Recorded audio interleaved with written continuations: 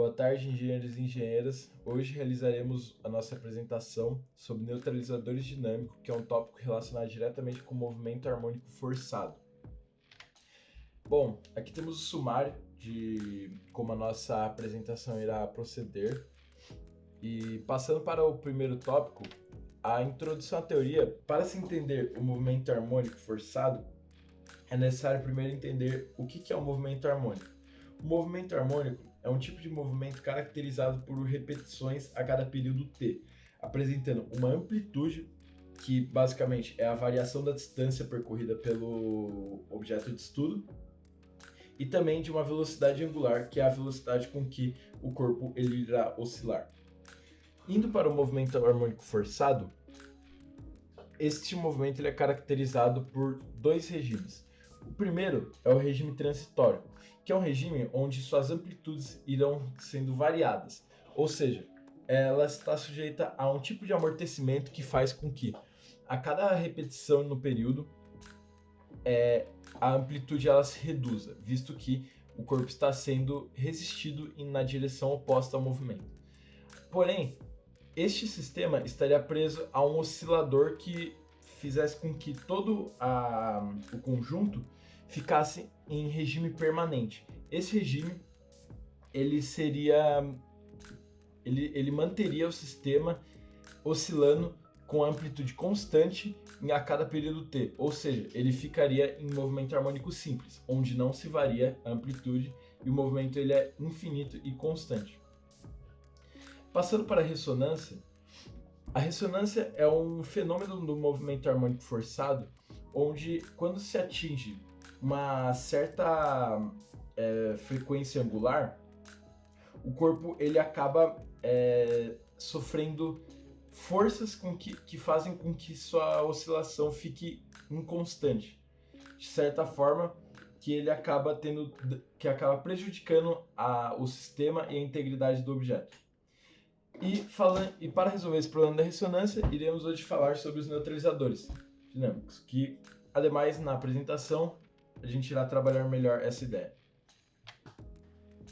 Bom, como dito antes, o movimento harmônico forçado ele possui dois estados de oscilação, sendo o primeiro o regime transitório, que ele possui amplitudes variadas, como se pode ver, no eixo Y, ali que representa a distância percorrida, no caso seria a amplitude, os picos do gráfico ele vai se reduzindo conforme o tempo passa, até que se chegar em regime permanente, onde você se tem uma constância na amplitude do gráfico. No regime transitório, ele vale lembrar que as amplitudes elas são regidas por um fator de amortecimento, que é o gama, e isso faz com que as amplitudes elas se reduzam a cada tempo, pois o movimento está sendo amortecido. E existem também duas frequências de oscilação diferentes para cada região do gráfico, sendo a primeira, a ômega 0, a frequência natural, e a ômega normal, a frequência de força externa. O fenômeno de ressonância no movimento harmônico forçado ocorre quando a frequência da força externa aplicada em um sistema oscilatório é igual ou muito próximo da frequência natural de oscilação desse sistema. A frequência natural de oscilação de um sistema é a frequência com que o sistema oscila quando é perturbado a partir da sua posição de equilíbrio estável. Em outras palavras, é a frequência com que o sistema vibrará se nenhuma força externa estiver agindo sobre ele. Nesse caso, a amplitude das oscilações aumenta significativamente, podendo até causar danos ao sistema. Essa frequência depende das propriedades físicas do sistema, como sua massa, rigidez e elasticidade. Por exemplo, no caso de um pêndulo simples, a frequência natural de oscilação depende do comprimento do fio e da aceleração da gravidade. A explicação para esse aumento de amplitude está relacionada com o fato de que a força externa aplicada em um sistema oscilatório pode atuar como um impulso que adiciona energia ao sistema em momentos específicos do ciclo de oscilação.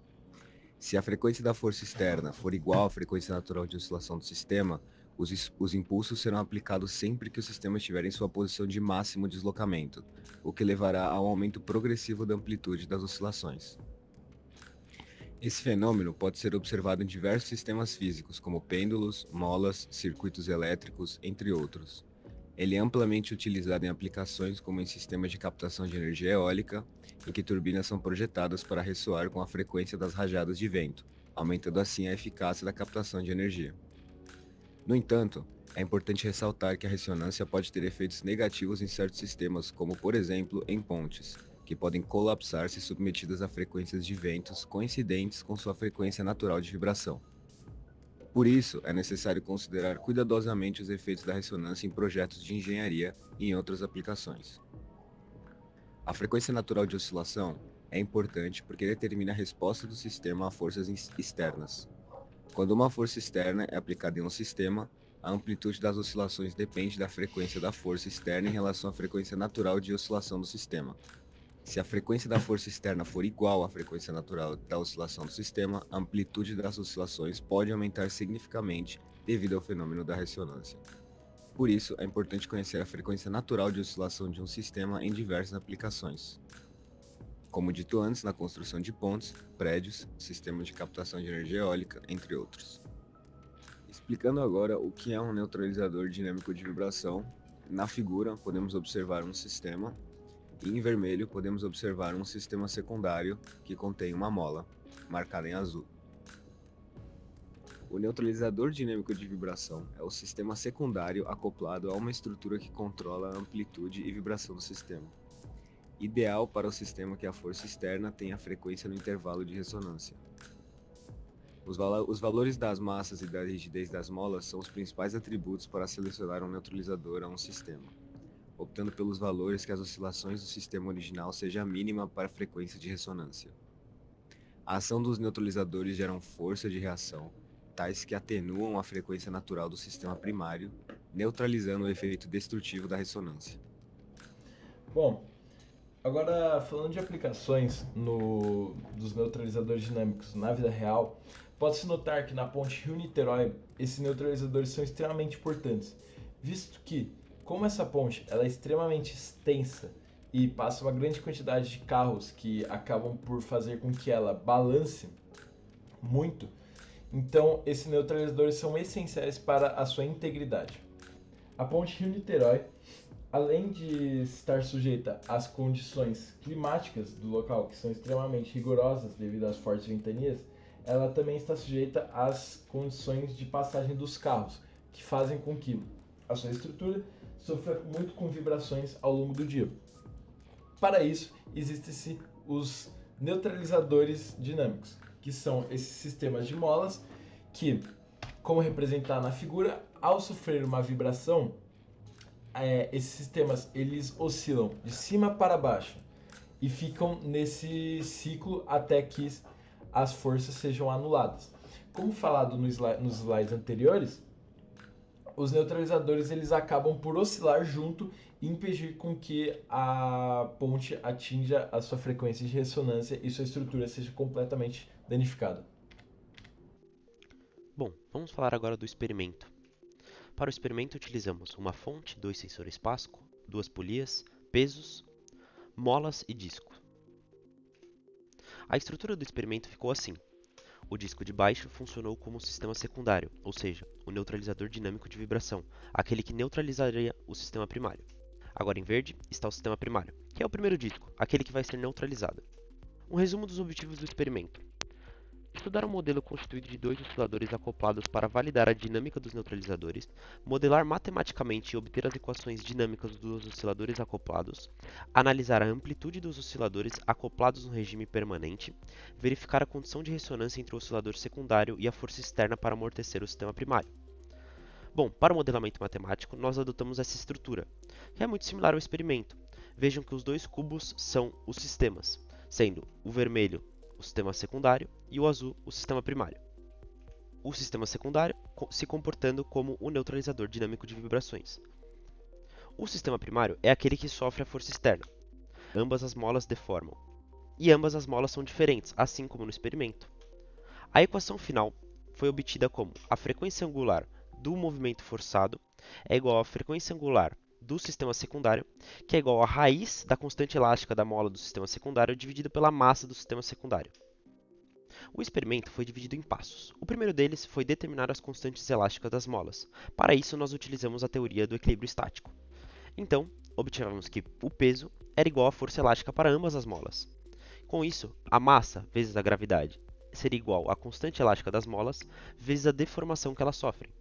O controle da massa foi feito pela escolha dos pesos. Nesse caso, utilizamos os pezinhos de 0,07 kg. Para a mola primária, ela sofreu uma deformação de 0,1 metro. A mola secundária, uma deformação de 0,04 metro. Botando a gravidade como 9,81 metros por segundo ao quadrado, obtivemos que a constante elástica 1 é 6,87 N por metro e a constante elástica 2, 17,17 N por metro. O próximo passo foi determinar as frequências angulares naturais teóricas de ambos os sistemas. Para isso, utilizamos as seguintes equações.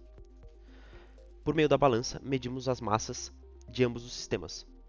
E assim, obtivemos que a frequência angular natural do sistema primário seria 7,56 radianos por segundo e do sistema secundário 11,86 radianos por segundo. O próximo passo foi fazer um levantamento da curva amplitude por frequência do sistema primário. Para isso, medimos 4 amplitudes diferentes a partir de diferentes frequências, essas frequências sendo as frequências da força externa. A força externa foi obtida a partir de um motor. Esse motor era controlado por uma fonte.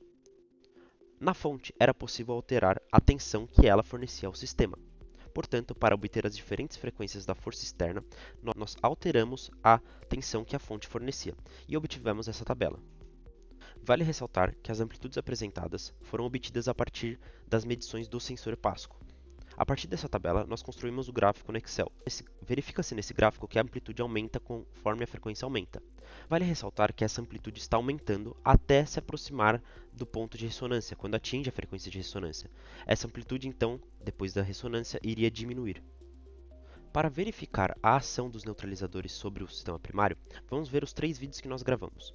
O primeiro deles mostra o sistema primário sem o neutralizador. Vejam como ele oscila. O segundo vídeo mostra o sistema secundário já neutralizando o primeiro, porém ainda não atingiu o equilíbrio. O sistema secundário está em movimento forçado, porém ele ainda está no regime transitório. O terceiro vídeo, o sistema primário entrou em equilíbrio, então ele deixou de oscilar, ou seja, o sistema secundário em movimento forçado está no regime permanente. Os sensores Pasco comprovam essa neutralização. Vejam, o primeiro gráfico é o gráfico do sistema primário. Vejam como ele está em equilíbrio. Já o segundo do sistema secundário, vejam como ele está oscilando. Bom, o próximo passo foi medir o período experimental do sistema secundário. Essa medição foi feita a partir do gráfico que nós mostramos anteriormente e obtida como 0,5 segundos. A partir desse período, nós calculamos a frequência angular do sistema secundário experimental e obtivemos como 12,56 radianos por segundo. Para finalizar, nós calculamos o erro percentual do nosso projeto, tendo como base a frequência angular experimental e a teórica que nós calculamos. O erro obtido foi de 5,9%. Possíveis fontes de erro do experimento. Interferências. Podem ter ocorrido pequenas interferências externas, como movimentação da mesa e ação do ar-condicionado. Medição. Medição aproximada das deformações da mola utilizando uma trena.